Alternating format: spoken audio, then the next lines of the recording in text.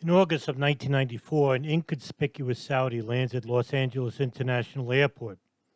Omar al-Bayoumi was highly regarded as an upstart, a gregarious individual who can make friends rather quickly.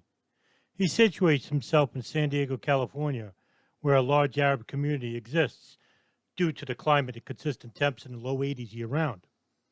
Al-Bayoumi was a father of 4 children, who was constantly a presence at San Diego State, looking after young Saudi students, sometimes often telling them he was also a student trying to receive a doctorate in engineering, although the university had no record of him ever attending.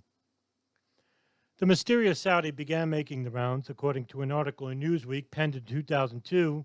He wasn't just some Arab with a penchant for bragging either. He was a well-connected businessman who had close contacts with certain members of the Saudi ministry. According to the Newsweek article, quote, he apparently did work for Dala Avco, an aviation services company with extensive contracts with the Saudi Ministry of Defense and Aviation, headed by Prince Sultan, the father of the Saudi ambassador to the United States, Prince Bandar. Al-Bayoumi's position and salary at Dala Avco was approved by Hamid al-Rashid, a prominent Saudi who had a son, Saud al-Rashid, who was a member of al-Qaeda, a known global terrorist organization headed by Osama bin Laden. It was a no-show job. Al-Bayoumi was getting paid for not even legitimately working for the company. The San Diego FBI field office personnel, along with the Arab community, that Omar al-Bayoumi was a Saudi government intelligence officer.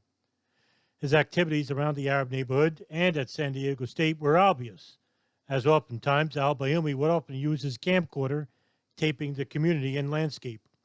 When he wasn't acting in a rather suspicious manner, al-Bayoumi would offer his services and study at an Islamic mosque located in El Cajon, about 15 miles from San Diego. And around this time, unknown Saudi benefactors in Riyadh paid a Saudi living in San Diego named Saad al-Habib to start building for a new Kurdish community mosque, the Kurdish Community Islamic Center. However, the approximately $500,000 will only be given on the condition that Omar al-Bayoumi be installed as the building's maintenance manager with a private office at the mosque. This would also be another no-show job for al-Bayoumi. The suspicions began to increase regarding al-Bayoumi being paid thousands to live amongst the tight-knit communities in El Cajon. However, according to federal prosecutors in 2002, these jobs and mosques provided by the Saudi government were actually fronts for money laundering to terrorist cells located not just abroad, but inside the United States. From a now-deleted San Diego Tribune story entitled "Couple Pled Guilty to be Deported to Saudi Arabia" on October 22, 2002, quote, an anonymous federal investigator states al-Bayoumi came here, set up everything financially, set up the San Diego al-Qaeda cell, and set up the mosque. An international tax attorney notes that anyone handling business for a mosque or a church could set it up as a tax-exempt charitable organization, and it can easily be used for money laundering, end quote. In September of 1998, the FBI San Diego office began opening investigation into Omar al-Bayoumi. The FBI discovers he has been in contact with several people also under investigation. However, the investigation is suddenly closed, and the reasons remain unclear as to whom ordered it and from above, and the reasons why. Accountants from Dala Avco find out that al-Bayoumi record and tries to have him removed from his position within the company. This would also end abruptly in defeat, as Mohammed Ahmed al-Salami, the Director General of Civil Aviation, would plead with board members of the company that al-Bayoumi's expertise is too invaluable to be discontinued. The case would close. Al-Bayoumi would remain with the company and on record. At around December, the 9/11 Commission would remark that al-Bayoumi would make numerous calls to another prominent Saudi, Fahad al-Tamari. At the time, al-Tamari is working at the Saudi consulate in Los Angeles and is a well-known Islamic radical, while Bayoumi had moved to the Parkwood Apartments in Mount Ada Road in San Diego. It would later become revealed in the 9/11 Commission staffer interview with al-Bayoumi that al-Tamari would deny ever knowing al-Bayoumi, even though he knew al-Tamari well. The FBI investigation into al-Bayoumi had abruptly closed under mysterious circumstances, and another investigation opened, this time into a well-known Muslim cleric who had contacts not just in California, but also in Detroit and Oklahoma. Anwar al-Awlaki was a Yemeni who served as vice president of the Charitable Society for Social Welfare. According to a Washington Post article, the FBI began investigating the Charitable Society for Social Welfare in 1999 after a Yemeni politician visits the U.S. to solicit donations for the charity and then visits Mohammed al-Said, a known al-Qaeda figure at the Islamic Cultural Institute. According to the article, quote, federal prosecutors in New York alleged that in a 2004 terrorism-related trial, that a U.S. branch of a Yemeni charity for which al-Awlaki served as vice president was a front that sent money to al-Qaeda. Documents filed around the same time in federal court in Alexandria assert that a year after 9/11, al-Awlaki returned briefly to Northern Virginia, where he visited a radical Islamic cleric and asked him about recruiting young Muslims for a violent jihad. That cleric, Ali al-Tamimi, is now serving a life sentence for inciting followers to fight against the Taliban against Americans, end quote. The FBI would learn in their investigation into al-Awlaki that he also has contact with members of the Holy Land Foundation, a company which is known to fund Hamas, a Palestinian militant group. By 2000, much like the case with al-Bayoumi, the investigation into al-Awlaki was closed, but not without its reasons. Nothing al-Awlaki did was considered warranting a federal probe. Omar al-Bayoumi began commiserating with another prominent Saudi, Osama Bastan. Bastan was more militant than al-Bayoumi in his own brand of theology, and it showed. He once entertained a house party in the year of 1993 to another more prominent Islamic radical, Omar Abdel Rahman, an Egyptian blind cleric nicknamed the Blind Sheikh. The party itself was under close watch by the FBI. According to the 9/11 Commission, Bastan writes letters to Saudi Arabian Prince Bandar bin Sultan and his wife, Princess Haifa bin Faisal, asking for financial help because his wife, Majida Dawikat, needed immediate thyroid surgery. The commission later finds out that Dawikat wouldn't have the surgery until April of 2000. The payments began being deposited in December of 1999. Princess Haifa bin Faisal began sending monthly cashier checks, roughly between $2,000 and $3,500, to Majida Dawikat, the Jordanian wife of Osama Bastan, who was living in San Diego at the time. Payments will go directly into the bank accounts of Majida Dawikat at Briggs Bank. Bastan's wife signs many of the checks over to her friend, Mamal Bajar, the wife of Omar al-Bayoumi. It is later reported that the bank would also have ties with the CIA going back as 20 years. The Saudi connection to the September 11, 2001 attacks will come into clear view by January 15th of 2000. According to the 9/11 Commission, two Saudis, Khalid al-Mihdhar and Nawaf al-Hazmi, would land at LAX airport. According to a 9/11 Commission staffer, Dieter Snell, it is not known where al-Mihdhar and al-Hazmi lived in the 2 weeks prior to meeting with a Saudi contact, Omar al-Bayoumi. According to the Commission report, quote, Nawaf al-Hazmi and Khalid al-Mihdhar were already living in the United States, having arrived in Los Angeles on January 15th of 2000. It has not been established where they stayed in the first 2 weeks after their arrival, end quote.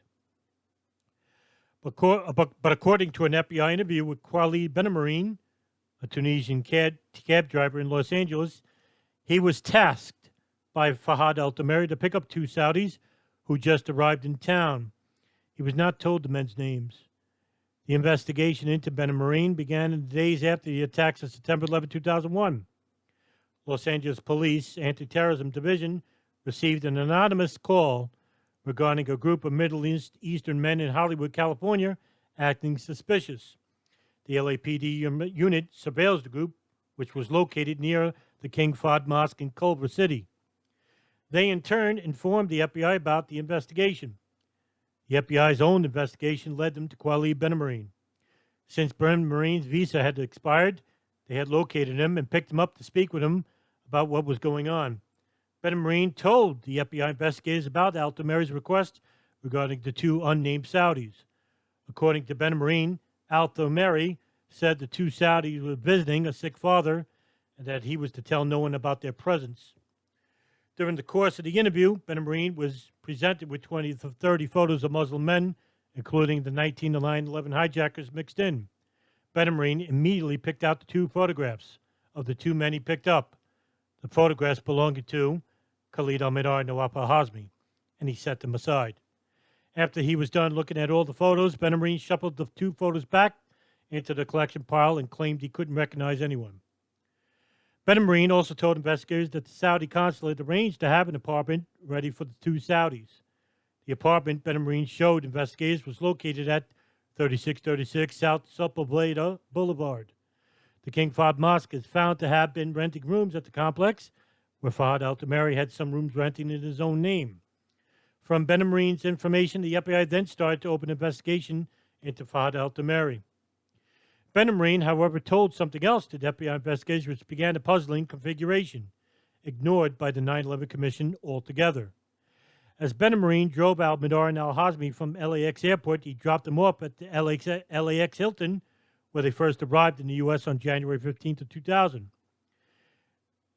They were met at the airport by an official from the Saudi consulate, Ben Marine said. The official did not go into the hotel with them, however.